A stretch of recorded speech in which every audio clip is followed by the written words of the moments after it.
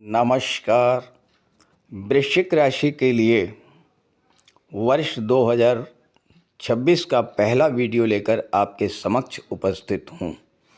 दुनिया देखेगी युवा राहु का जलवा।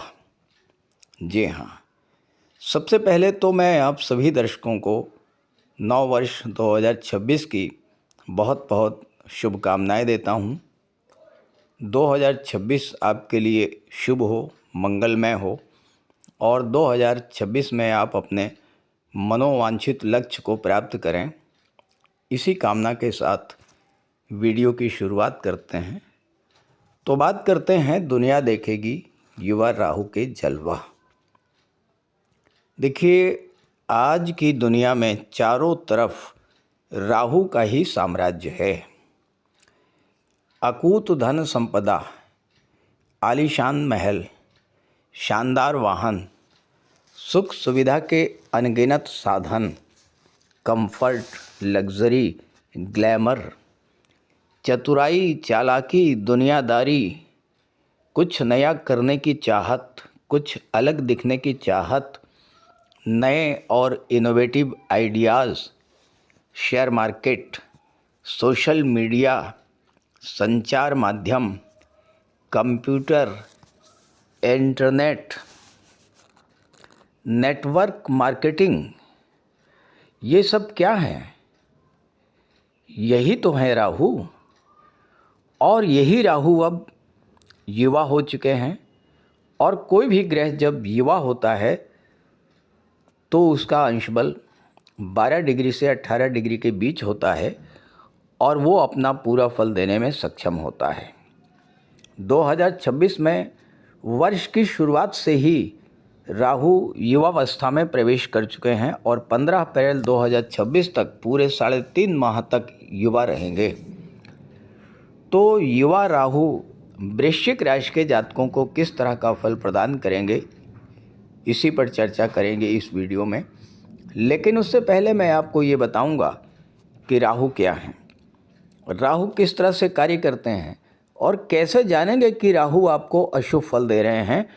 क्योंकि जब तक आप राहु को नहीं समझेंगे तब तक राहु के प्रभाव को नहीं समझ पाएंगे। ये विश्लेषण आपकी चंद्र राशि के आधार पर किया जा रहा है और वीडियो के अंत में मैं आपको राहु के उपाय भी बताऊंगा। तो आइए समझते हैं कि क्या है राहु। देखिए, राहु एक छाया ग्रह है और ज्योतिष शास्त्र में राहु को शनि की छाया कहा गया है, शनिवत राहु।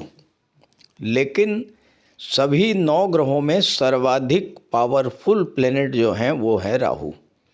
राहु को कलयुग का किंग कहा जाता है क्योंकि आज के भौतिकतावादी युग में राहु ही हमें वो सब कुछ दे सकता है जो हम पाना चाहते हैं। राहु में असीम ऊर्जा होती है, राहु असीम विस्तार का कारक है और राहु की कोई लिमिट नहीं है। राहु जब देने पर आ जाए तो व्यक्ति को छप्पर फाड़ करके धन प्रदान करता है। राहु अचानक से एक्टिवेट होकर व्यक्ति को बुलंदियों पर पहुंचा देता है। चाहे शासन सत्ता हो, मीडिया हो, कारपोरेट जगत हो, ग्लैमर इंडस्ट्री हो, गेम्स या स्पोर्ट्स का क्षेत्र हो या फिर अन्य कोई भी क्षेत्र हो, जो भी व्यक्ति सेलिब्रिटी हुए हैं, जिन्होंने बुलंदियों को स्पर्श किया है, वो सब राहु की महादशा या राहु की अंतर्दशा के दौरान ही विश्वविख्यात हुए हैं, असीम मान सम्मान पाया है और धन की तो कोई लिमिट ही नहीं है। लेकिन यही राहु जब खराब फल देने पर आ जाए तो राजा से रंक बनाने में भी देर नहीं लगाते हैं। बनते बनते काम बिगड़ जाना, अचानक से स्वास्थ्य खराब हो जाना, बड़ी धन हानि हो जाना, नौकरी छूट जाना, व्यापार में बड़ी हानि, धोखे का शिकार होना, पैसा डूब जाना, अचानक से कोई अशुभ समाचार मिलना, ये सब खराब राहु के कारण होता है। मन में अनजाना भय, चिंता, तनाव और डिप्रेशन जैसी स्थितियों का बनना, ये सब भी इस बात के लक्षण हैं कि राहु आपको खराब फल दे रहा है। अब राहु अच्छा फल देगा या खराब फल, ये इस बात पर निर्भर करता है कि राहु का गोचर आपकी जन्म कुंडली में किस भाव में है, राहु पर किस ग्रहों की दृष्टि है, राहु के साथ पाप ग्रह का गोचर है या शुभ ग्रह का गोचर है। वैसे राहु जन्म कुंडली के 3, 6 और 10, 11 भाव में हो तो ज़बरदस्त लाभ प्रदान करता है। केंद्र स्थान और त्रिकोण स्थान में भी राहु अच्छा फल प्रदान करते हैं, लेकिन उसके लिए राहु का अंश बल से मजबूत होना भी जरूरी है। तो आइए समझते हैं कि गोचर में आपकी कुंडली के किस भाव में राहु का गोचर है और वो आपको किस तरह का फल प्रदान करेगा।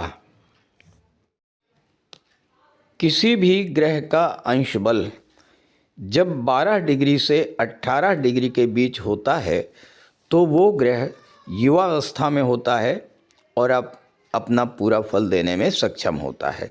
ये आपके सामने 30 दिसंबर 2025 की गोचर कुंडली है और आप इसमें देख सकते हैं राहु का अंश बल।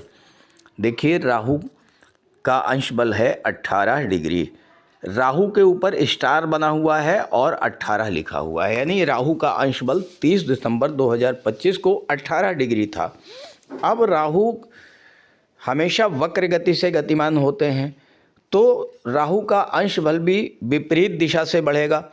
18 से 17 होगा, 17 से 16 होगा, 16 से 15 होगा और इस तरह 12 डिग्री तक राहु का अंश बल बढ़ेगा। तो 15 अप्रैल वो तिथि होगी जब राहु का अंश बल 12 डिग्री होगा। ये आपके सामने देखिए, 15 अप्रैल 2026 की गोचर कुंडली है और यहाँ पर आप देख सकते हैं कि राहु का अंश बल है 12 डिग्री। तो इसका मतलब ये हुआ कि नए वर्ष की शुरुआत से ही राहु का अंश बल 18 डिग्री है और 15 अप्रैल को यानी 3.5 महीने तक राहु युवावस्था में रहेंगे। राहु का अंश बल 18 डिग्री से 12 डिग्री के बीच रहेगा। तो आइए युवा राहु किस तरह का फल देंगे, अब इस पर बात करते हैं। तो ये है वृश्चिक राशि के जातकों की कुंडली। राहु का गोचर आपकी कुंडली के 4थे भाव में है और यहाँ पर गोचर करते हुए राहु की दृष्टि 8वें भाव पर, 10वें भाव पर और 12वें भाव पर पड़ेगी। वृश्चिक राशि के जातकों के जीवन में ढैया प्रभावित थी और वृश्चिक राशि के जातक पिछले 2.5 वर्षों से ढैया जन्य कष्टों को झेल रहे थे और चूँकि शनि आपके 4थे भाव में बैठे हुए थे और 4था भाव क्या होता है? 4था भाव होता है आपका घर, आपका घरेलू वातावरण, और शनि के कारण आपके घर का वातावरण खराब हुआ, घर में अशांति का माहौल बना, प्रॉपर्टी का कोई विवाद उत्पन्न हुआ, कोई प्रॉपर्टी आपने खरीदी वो विवादित निकल आई, या फिर माता का स्वास्थ्य खराब हुआ, आपको घर से दूर जाना पड़ा, खर्चे बिला वजह के बढ़े, अचानक से कोई बड़ी धन हानि देखने को मिली और हो सकता है कि कर्ज के जाल में भी आपको उलझना पड़ा हो। तो इन सारी समस्याओं से मुक्त करने के लिए, इन समस्याओं को दूर करने के लिए ही राहु 4थे भाव में युवावस्था में गोचर कर रहे हैं। राहु एक ऐसे प्लेनेट हैं जो जिस भाव में गोचर करते हैं या जिस भाव पर दृष्टि डालते हैं उस भाव से संबंधित चीज़ों के प्रति आकर्षण बहुत अधिक बढ़ा देते हैं। तो इस समय आपका लगाव चौथे भाव की चीज़ों के प्रति बहुत तेज़ी से बढ़ेगा। बड़ा घर, बड़े वाहन के सपने आपके पूरे होंगे। पुरानी गाड़ी को बेच करके नई बड़ी गाड़ी खरीदना, घर का डेकोरेशन कराना, घर में सुख सुविधा के साधनों की वृद्धि करना, इस तरह के कार्य राहु के गोचर काल में होंगे। माता का स्वास्थ्य अगर ख़राब चल रहा था तो उसमें भी सुधार देखने को मिलेगा, माता का आशीर्वाद मिलेगा और माता से आपको धन भी प्राप्त हो सकता है। राहु यहाँ पर गोचर करते हुए आपके घर में एक बहुत बड़ा बदलाव लेकर के आएंगे। घर में, घर के वातावरण में बहुत बड़ा बदलाव लाएंगे। घर का रेनोवेशन आप करा सकते हैं, लेकिन ध्यान रहे कि अगर घर में लगे हुए इलेक्ट्रॉनिक्स आइटम्स लगातार ख़राब चल रहे थे तो तुरंत उसमें आप सुधार करा लीजिएगा, ताकि राहु जो है आपको ज़्यादा से ज़्यादा लाभ दे सकें, ज़्यादा से ज़्यादा अच्छा फल आपको प्रदान कर सकें। राहु विदेश के कारक होते हैं और राहु की दृष्टि 12वें भाव पर पड़ रही है, जो कि विदेश का होता है। 12वां भाव खर्चों का भी होता है और 12वां भाव निवेश का भी होता है। अब राहु की दृष्टि का प्रभाव ये होगा कि आपके जो बिला वजह के खर्चे बढ़े हुए थे उन खर्चों में तो कमी आएगी ही, आप निवेश की ओर बढ़ेंगे, कुछ इन्वेस्टमेंट करेंगे। आपका माइंडसेट कुछ इस प्रकार बदलेगा कि आप इस बात पर फोकस करेंगे कि किस तरह से फालतू खर्चों को बंद किया जाए और बचत को, निवेश को बढ़ाया जाए। क्योंकि देवगुरु भी अष्टम भाव में बैठे हुए हैं और अष्टम भाव में गुरु की दृष्टि राहु पर तो पड़ ही रही है, गुरु की दृष्टि अपनी ही राशि पर पड़ रही है धन भाव में, और गुरु धन के कारक होते हैं। तो राहु और गुरु का संयुक्त प्रभाव ये होगा कि इस समय आपका निवेश बढ़ सकता है और ख़ास करके गोल्ड में आपका निवेश बढ़ेगा। और अगर आप महिला हैं तो ऑर्नामेंट, ज्वेलरी, आभूषण, इन चीज़ों पर आपका पैसा खर्च होगा। क्योंकि गुरु 8वें भाव में है, अचानक से धन लाभ का भी योग बनेगा, आय के नए नए साधन बनेंगे, extra source of income generate होंगे और आपका माइंडसेट, आपकी बुद्धि इस दिशा में एक्टिवेट होगी कि किस तरह से ज़्यादा धन अर्जित किया जाए, किस तरह से खर्चों को रोका जाए और किस तरह से निवेश को बढ़ाया जाए, किस तरह से बैंक बैलेंस को बढ़ाया जाए। ये सब कार्य चौथे भाव में गोचर करते हुए राहु आपके साथ करने जा रहे हैं। क्योंकि राहु जो हैं ये आपको बेहद चतुर चालाक बना देंगे, out of box thinking develop करेंगे आपके अंदर। समस्याओं को किस तरह से हैंडल करना है, किस तरह से मैनेज करना है और किस तरह से समस्याओं से बाहर निकलना है, ये राहु आपको सिखाएंगे। क्योंकि राहु की दृष्टि जो है वो अष्टम भाव पर पड़ रही है। और अष्टम भाव क्या होता है? अष्टम भाव होता है रिसर्च का, यानी गहराई में डूब करके सोचना कि कैसे हम समस्याओं से बाहर निकलें। खास करके वो समस्याएं जो 8वें भाव या 12वें भाव के कारण आपके जीवन में चल रही थी। अब चूँकि राहु विदेश के कारक होते हैं तो वो जातक जो वृश्चिक राशि के हैं और विदेश जाने का प्रयास कर रहे थे, अचानक से उनका काम बनेगा।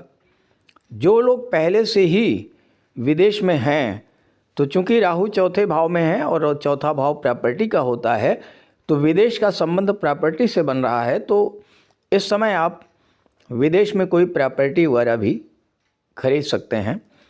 और एक अच्छी बात ये है कि आपकी जो हिडन टैलेंट है, आपकी जो छुपी हुई प्रतिभा है, राहु के इस गोचर काल में निखर करके आएंगी और आपको विदेशों से, विदेशी धरती से बहुत बड़ा लाभ मिलने का प्रबल योग बन रहा है।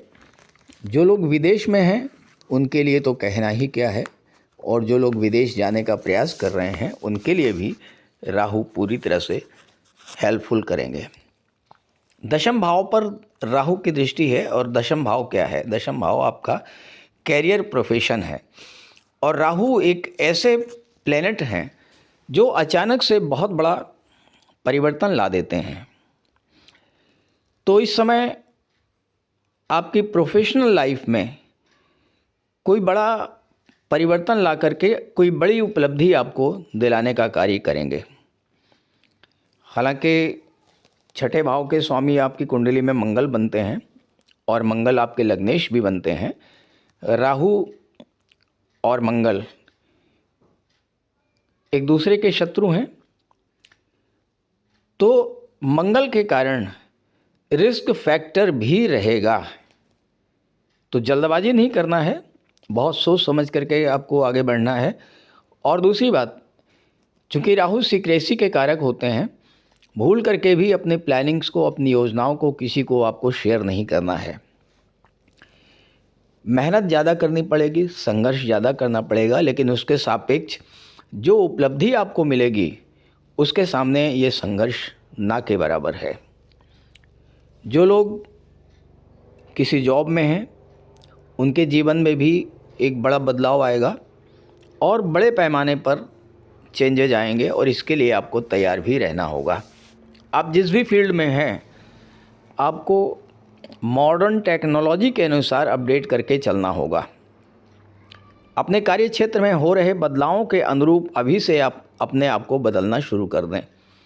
कहीं ऐसा ना हो कि इस गोचर काल में जहाँ पर आप काम कर रहे हैं वहाँ कुछ ऐसा बदलाव आ जाए जिसके लिए आप मेंटली, फिजिकली तैयार ना हों।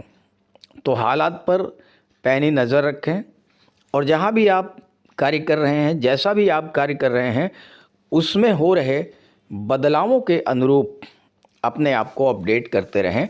तो राहु आपको बहुत बड़ा लाभ, बहुत बड़ा परिवर्तन आपके जीवन में लाएंगे। अष्टम भाव से राहु का संबंध बन रहा है। यहाँ पर इतना ही कहूँगा कि स्वास्थ्य का विशेष ध्यान रखिएगा। हालांकि देवगुरु बैठे हुए हैं तो देवगुरु हर तरह से आपकी रक्षा भी करेंगे। अचानक धन लाभ का योग बनेगा, कोई डूबा हुआ पैसा मिल सकता है, लेकिन ध्यान रहे कि आपको ससुराल पक्ष से अपने रिलेशंस बहुत अच्छे बना करके रखने होंगे। अगर संबंध ख़राब भी चल रहे हैं तो प्रयास करके अपने संबंधों को बेहतर कीजिएगा, तो राहु के गोचर का आपको ज़्यादा से ज़्यादा लाभ मिलेगा। तो इस गोचर का लाभ उठाइए, और राहु के जो उपाय मैंने बताए हैं आगे, उन उपायों को ज़रूर कीजिएगा। साथ ही साथ अगर आप मुझसे संपर्क करना चाहते हैं तो इसी वीडियो के डिस्क्रिप्शन बॉक्स में मैंने अपना व्हाट्सअप नंबर दे दिया है, वहाँ पर आप कांटेक्ट कर सकते हैं। उस नंबर के अलावा कमेंट बॉक्स में दिए गए किसी भी नंबर पर आप भूल करके भी कांटेक्ट मत कीजिएगा, कोई स्कैम हो सकता है। एक बार मैं फिर से अपना व्हाट्सअप नंबर लिख दे रहा हूँ, आप इसे नोट कर लें। 90 581 44 128, इस नंबर पर आप कांटेक्ट कीजिएगा। तो एक बार फिर से आप सभी को नव वर्ष की बहुत बहुत शुभकामनाएं। आइए बात करते हैं राहु के उपायों पर। देखिए, सभी 9 ग्रहों में सर्वाधिक ऊर्जावान ग्रह है राहु, और अगर आपने राहु की एनर्जी को कंट्रोल नहीं किया, राहु की एनर्जी को यूटिलाइज नहीं किया, तो राहु आपको एडिक्शन में डाल देगा।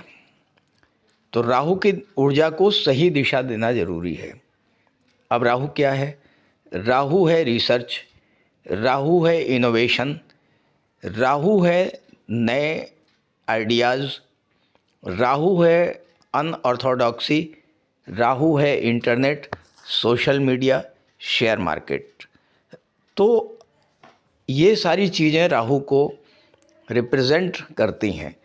तो जब तक आप में महत्वाकांक्षा नहीं है, आप कुछ नया नहीं करना चाहते हैं, आउट ऑफ बॉक्स थिंकिंग अगर आपके अंदर नहीं है और आपके जीवन में राहु की दशा आ गई, राहु की महादशा या अंतर्दशा आ गई और आप राहु के अनुसार कार्य नहीं कर रहे हैं, केवल आप सपने देख रहे हैं, कोई प्लानिंग करके नहीं चलते हैं, कंफर्ट जोन से बाहर नहीं निकलते हैं, यानी हार्ड वर्क नहीं करते हैं, स्मार्ट वर्क नहीं करते हैं, तो फिर राहु नेगेटिव फल देना शुरू कर देता है। तो अगर राहु की दशा, राहु की महादशा गतिमान है, अंतर्दशा गतिमान है, तो दायरे को तोड़िए और एम्बिशंस को जगाइए, सपने देखिए और उन सपनों को हकीकत पर लाने का प्रयास कीजिए। अब अगर राहु आपको खराब फल दे रहा है तो क्या होगा? आप किसी न किसी लत के शिकार हो जाएंगे। कुछ नहीं तो मोबाइल के ही लत लग जाएगी, शराब की, जुए की लत लग जाएगी, गलत संगति हो जाएगी, समय पर आप सो नहीं पाएंगे, नींद खराब होगी तो एंजाइटी होगी, धैर्य की कमी आएगी, चिड़चिड़ापन आ जाएगा और आप अपने आप को बिल्कुल अलग थलग कर लेंगे। हो सकता है डिप्रेशन में चले जाएं। गलत संगति है तो एडिक्शन हो जाएगा। ओवर थिंकिंग, अचानक से जमा जमाया काम छोड़ करके कुछ और करने की कोशिश करना, अनजाना भय, बार बार नौकरी बदलना, इस तरह की चीज़ें खराब राहु करा देता है। तो अगर आपके साथ ऐसा हो रहा हो तो क्या करें? देखिए, राहु क्या है?